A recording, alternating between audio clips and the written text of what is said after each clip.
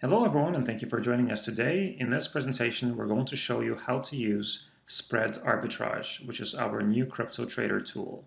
You can access this tool by clicking on Tools at the top and then on Spread Arbitrage Monitor right here.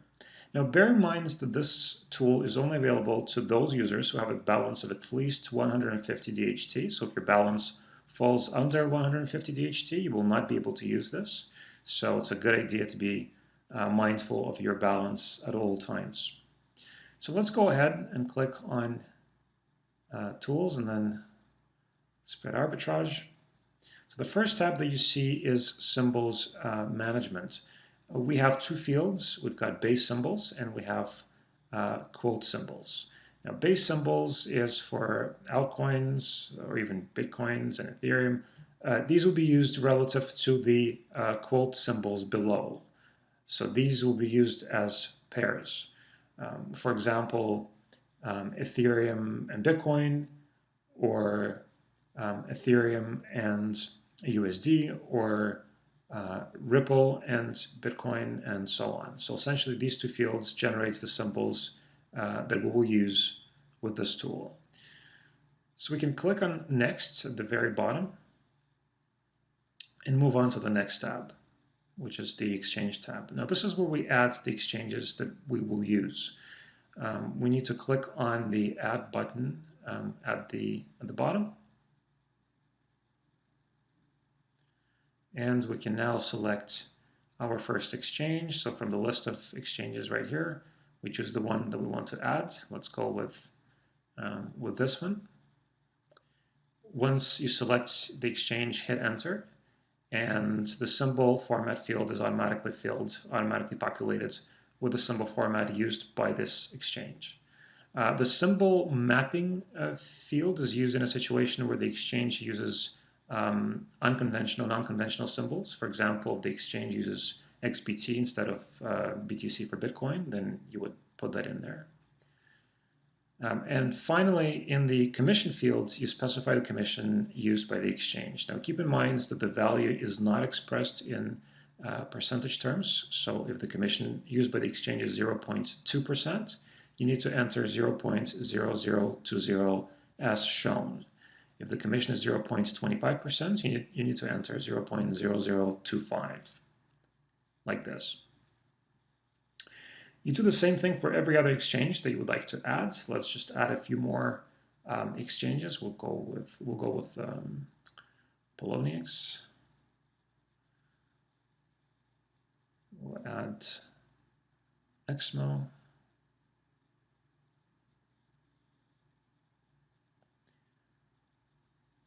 CX.io is another one that we can add. Let's add, say, let's go with Bitstamp.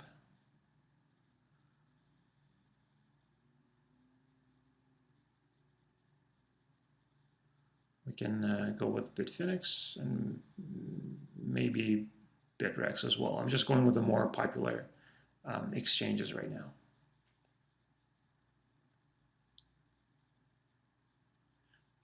Okay, so we now have our exchanges. So we now need to generate all the symbol pairs that are involved in our arbitrage so that they're mapped to the exchanges. What I mean by that is, if you look at the exchanges that we've selected on the left, you will see that there are currently no symbols mapped to these exchanges. They're empty. So what we need to do is click on, we need to click on Add All Symbols right here, right at the very bottom. And once you click on Yes, all the relevant pairs will be automatically generated for the exchanges. This process will take a few moments, so let's just wait a little bit. We'll have a nice little message that says done once it's done. And there it is. And now if we click on, say, Exmo, we will see that there are a bunch of symbols in here. Bitrex, same deal. So every exchange for arbitrage now has, every exchange that we use for arbitrage now has an automatically generated list of symbols, and they have been mapped. So let's move on to our last tab, which is Spread Monitor. The symbol field is empty right now, so we need to click on Run. So you can see this is empty, so just click on Run at the very bottom. And now we have a list of symbols. When we choose a symbol from that list, we see the spreads available for the exchanges. Some exchanges support these currencies and some don't, so this is reflected in the data that you see here.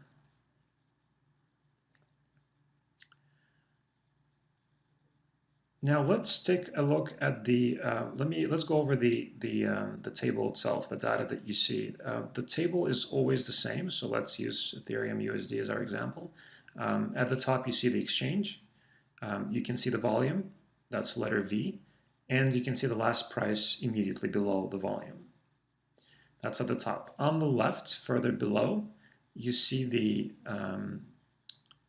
exchange, the volume available for purchase, and the purchase price. So essentially you have the bids at the top and the asks, the offer at the bottom on the left. You see both the available volume and the available price. Now let's say we would like to add some kind of automatic rule for one of the exchanges. We first take a look at our balances under the Balances tab. So let's navigate to the Balances tab right here. We can see that right now we have some US dollars with XMO, but we don't have any with CX.io. We only have Ethereum and Bitcoins with CX.io. So that means we'll have to open a buy order with XMO and a sell order with CX.io. So XMO will be our buy side, buy exchange, and CX.io our sell exchange. So let's go back to our table.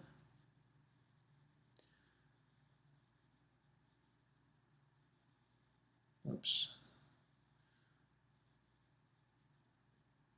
Okay, so we select to have a cross between the two exchanges, between XMO and CX.io. And then we need to right-click. So let's just select them and then right-click and click on Create Automatic Rule. We need to input a label. Let's just enter test1. Test1 and click OK, and we now have an automatically created rule. So let's go over the definitions here. We have the label, we have the buy exchange and the sell exchange. We've got the symbol that we'll trade. We've got the lot size and the open and close spreads. The other headings, that's our statistics. So we've got the current open and close spreads and the minimum open and close spreads. So let's activate this by checking off the enabled box. So we see that for this pair, the current open spread is 0.3% and the current close spread is 0.27%. So if we want to at least break even on our arbitrage trades, we'll need a difference of at least 1% between the open spread and the close spread, because we need to take into account the commission fees that we'll pay both on the buy and on the sale.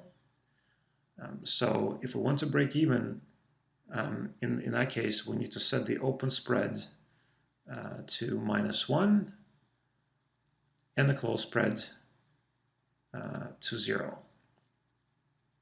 And that way we'll ensure that the commission fees are covered, although